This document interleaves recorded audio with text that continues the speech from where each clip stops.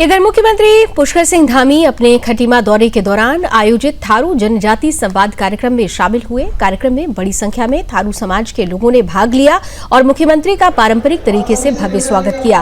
पूरे कार्यक्रम में जनजातीय संस्कृति और सामाजिक एकता की झलक देखने को मिली। कार्यक्रम के दौरान मुख्यमंत्री ने थारू समुदाय के लोगों से सीधा संवाद किया। उन्होंने समाज के बुजुर्गों, युवाओं और महिलाओं से बातचीत कर उनकी समस्याएं, सुझाव और क्षेत्र के विकास से जुड़ी मांगों को सुना।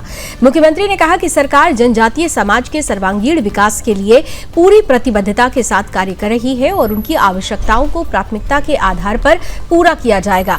मुख्यमंत्री ने कहा कि जनजातीय समाज की संस्कृति, परंपराएं और विरासत उत्तराखंड की अमूल्य धरोहर है। इन्हें संरक्षित करने के साथ साथ जनजातीय क्षेत्रों में शिक्षा, स्वास्थ्य, सड़क, पेयजल, रोजगार और अन्य मूलभूत सुविधाओं को मजबूत बनाने के लिए सरकार लगातार कार्य कर रही है।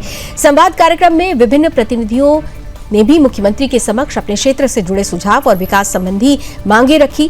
मुख्यमंत्री ने संबंधित अधिकारियों को निर्देश दिए कि जनजातीय क्षेत्रों से जुड़े मामलों पर गंभीरता से कार्य किया जाए और पात्र लोगों तक सरकार की योजनाओं का लाभ समयबद्ध तरीके से पहुंचाया जाए।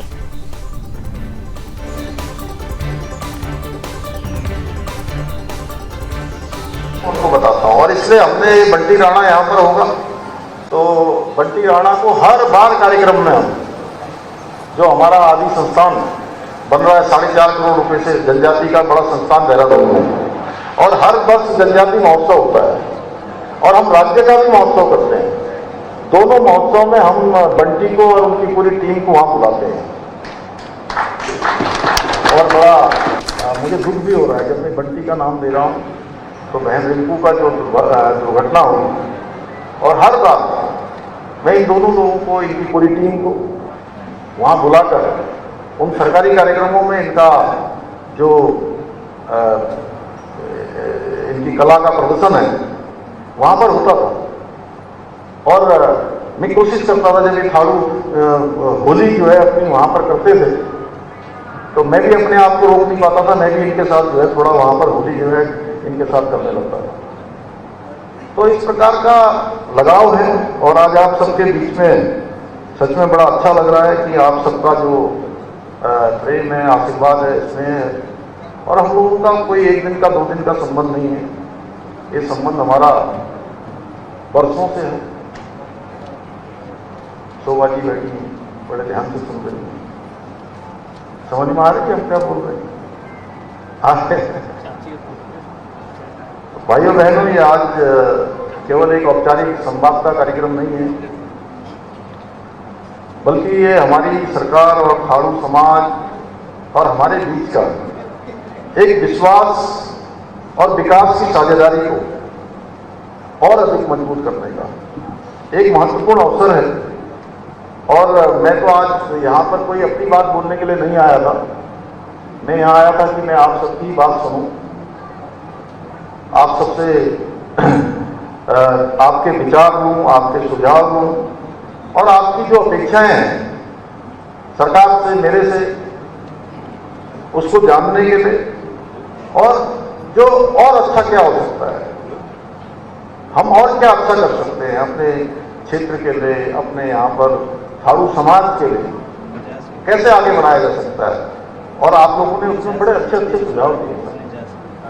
मंजीत भाई ने धर्मांतरण की बात करी, किसी ने नशे की बात करी, किसी ने जो है परीक्षाओं को करने की बात करी, गोपाल राणा जी ने हमारे रोस्टर की बात करी।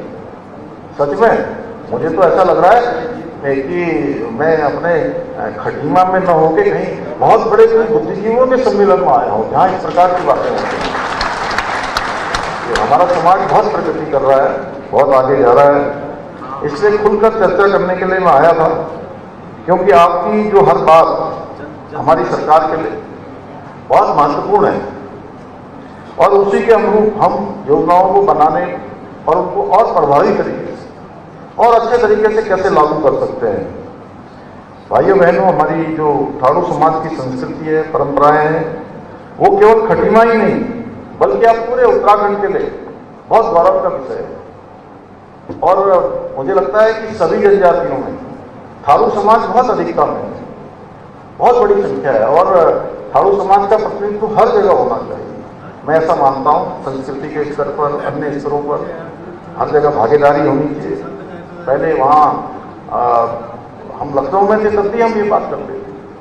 मैं देखता था कि वहाँ बहुत सारी जगह के लोग जो है आते थे, निकलते थे, IAS में निकलते थे, PCS में निकलते थे, वो चक्राता के भी होते थे, उसमें चमोली के भी होते थे, हमारे धारचूला मुंशियारी के भी होते थे। तब खटीमा वालों को मैं ढूंढता था कि हमारे यहाँ भी जब मैं पढ़ता था कि खटीमा में इतनी बड़ी संख्या में हमारा जनजाति समाज रहता है। खटीमा, नानकमता, सितारगंज, ये पूरा इलाका हमारा जनजाति बाहुल्य है। तो इस क्षेत्र के लोगों को भी आगे आना चाहिए, ये मेरी पहले से सोच रही है। और आपके बीच में मैं इतने सालों से रहा हूँ, तो हमेशा आपका जो अपनापन है, स्नेह है, और आप सब लोगों ने, ठीक है, कभी कभी कुछ बातें ऐसी हो जाती हैं कि हम उसमें चले जाते हैं। मैंने कभी भी उसको दिल से नहीं लगाया, मैंने कभी ये नहीं सोचा।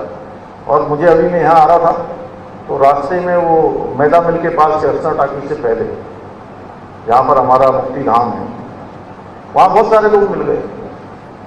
कह रहे थे कि अरे आपको खटीमा आना है, खटीमा आना है, खटीमा आना है, खटीमा आना है, यहीं आना है। तो मैंने कहा मैं खटीमा से गया कहाँ हूँ एक दिन भी? आप बताओ गया कहाँ मैं खटीमा से? मैं तो खटीमा में ही हूँ। हर हफ्ते 10 दिन में मैं खटीमा होता हूँ। जितना मैं खटीमा के लोगों से मिलता हूँ उतना पूरे प्रदेश में कहीं के लोगों से नहीं मिलता हूँ। हर 10 दिन में, हर 15 दिन में, हर हफ्ते में मेरा खटीमा का कार्यक्रम होता है और सबसे मिलता हूँ जो भी आते हैं। यहाँ पर कैंप कार्यालय खुला हुआ है, कैंप कार्यालय लगातार जारी है। हर बार वोट करने, चाहे विधानसभा हो, लोकसभा हो, है या नगर पालिका में। रामू भाई आपके में तो वोट हमारा